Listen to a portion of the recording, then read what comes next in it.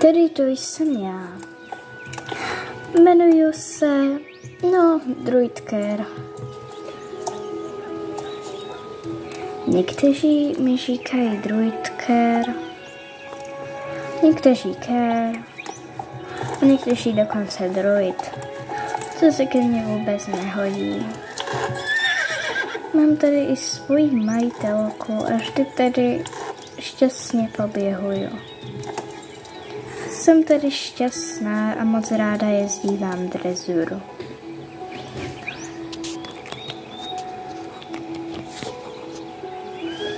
A jsem ráda, že od hříbete už tady bydlím. A jsem ráda, že jsem se narodila zrovna tady. A že mám tak dobrou majitelku. Od téhle doby by už měla vycházet ze stáje. Aha, tamhle je už vidím. Moje majitelka se jmenuje Sofie. Tedy Sofie se jmenuje její kamarádka. A ona se jmenuje Emily.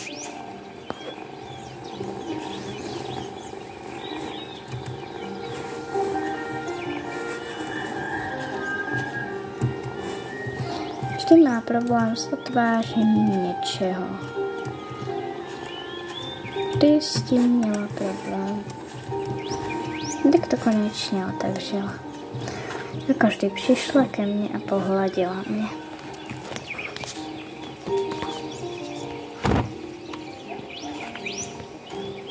Něco blbého kolem obrazovky.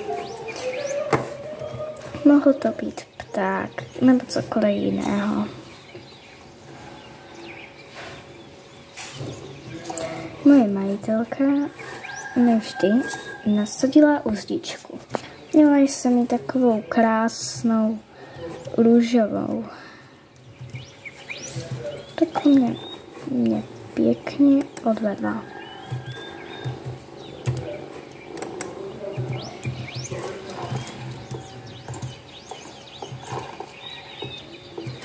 Ty mě odvedla k takovému stolečku,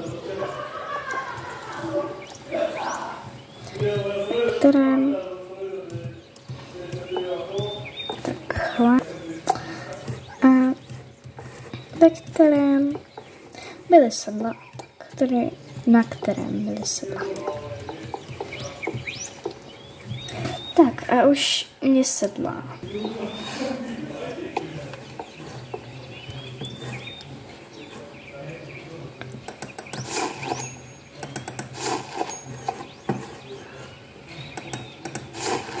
Vždy jsme nejdříve museli jít na procházku. Tak už na mě jenom vysedla a mohli jsme jít. Vždy jsme chodívali tudy.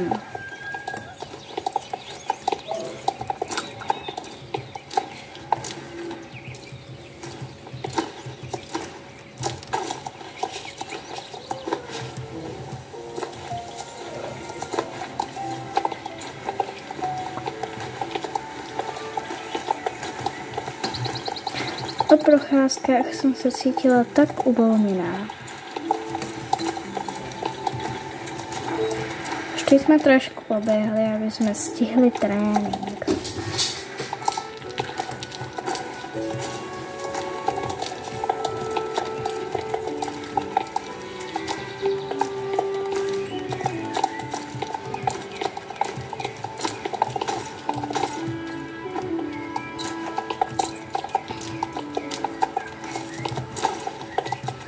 Vždy jsme šli tudy na.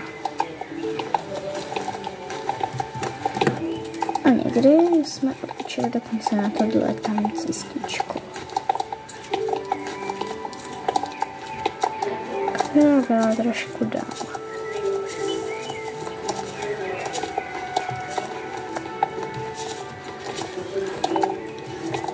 Nebylo tady moc vysvětlení o tom, protože Marley měl problém s úrodou. Tak trošku. Ne úplně, ale tak trošku měl s tím problém.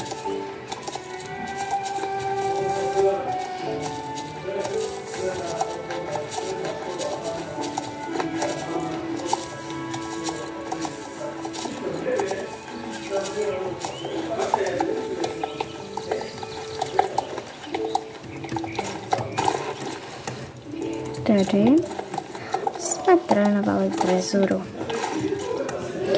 Moje majitelka se ale musela jít domluvit s trenérkou. Dobrý den, paní trenérko. Chtěla jsem vám říct, že dneska taky budeme trénovat. Ano, jasně. A chcete zase drezuru? Ano, samozřejmě. Drezura je naším hlavním tréninkem.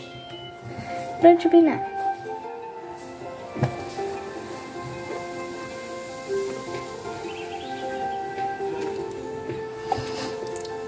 Tak, asi jste chtěli jít na procházku. Ano, děkuju. Jakož na mě moje majitelka jenom vysedla.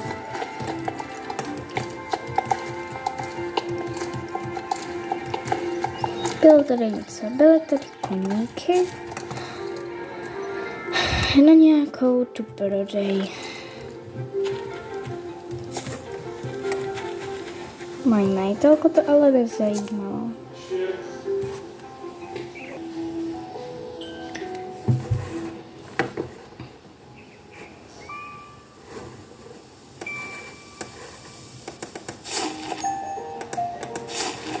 Vždy mi nasadilo něco drezurního.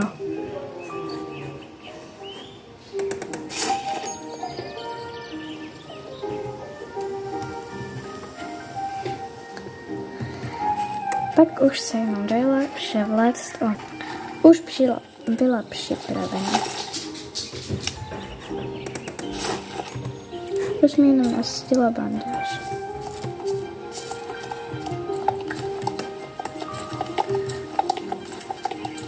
Tak už jsme vyjeli. Akorát, že se vybrala někde jít.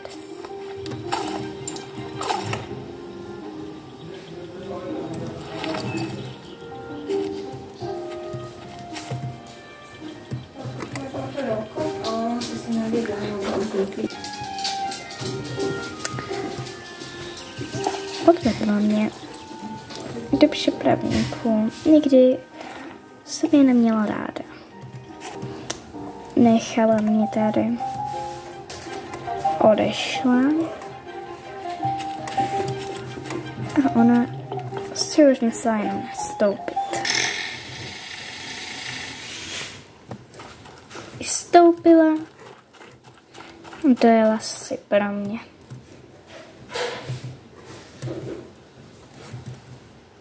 Tak už mě jenom vyvedla.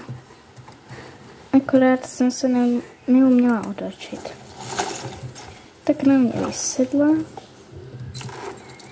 Tak, potom na mě zasedla. A vzala mě na vodítko. Bylo tedy trošku jináčí prostředí.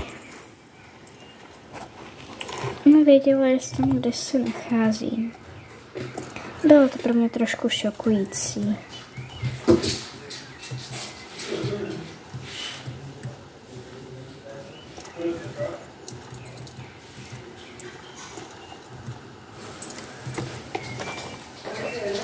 A jsme přišli do haly. Trošku se jim vynklo vodítko, tak mě musela navodit znovu. Přišli jsme do haly.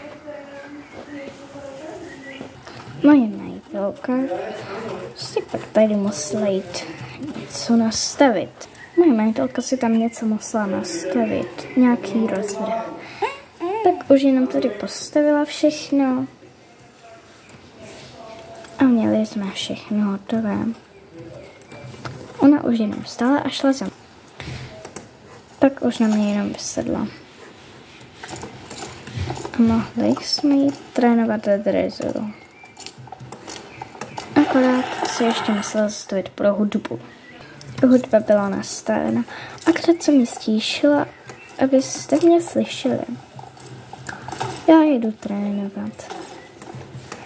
A tak i prozatím pustím a nebudu mluvit.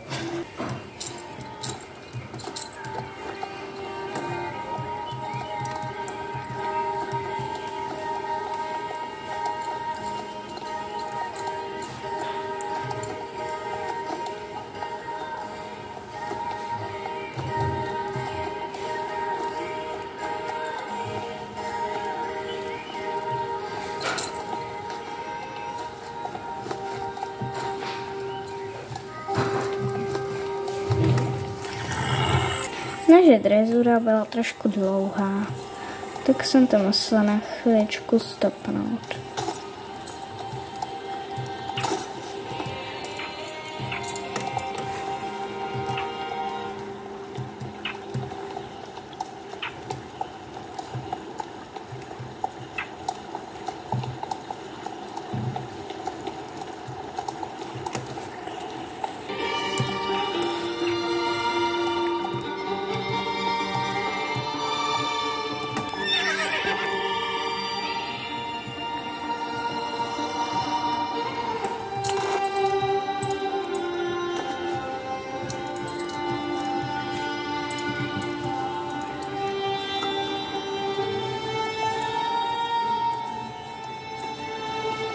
Škoda, že jste to neviděli, když tady byli ostatní, když tady byla soutěž o dresu.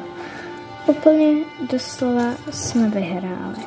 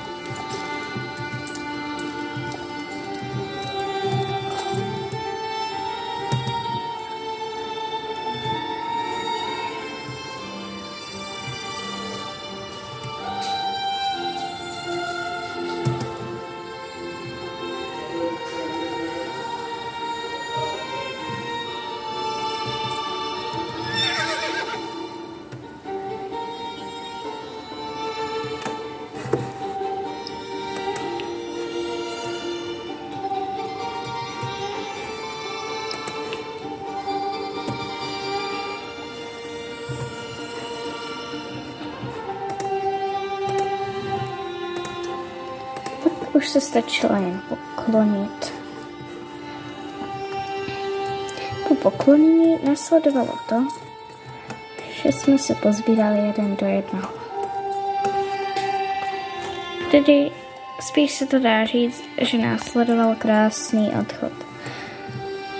Takhle jsme ještě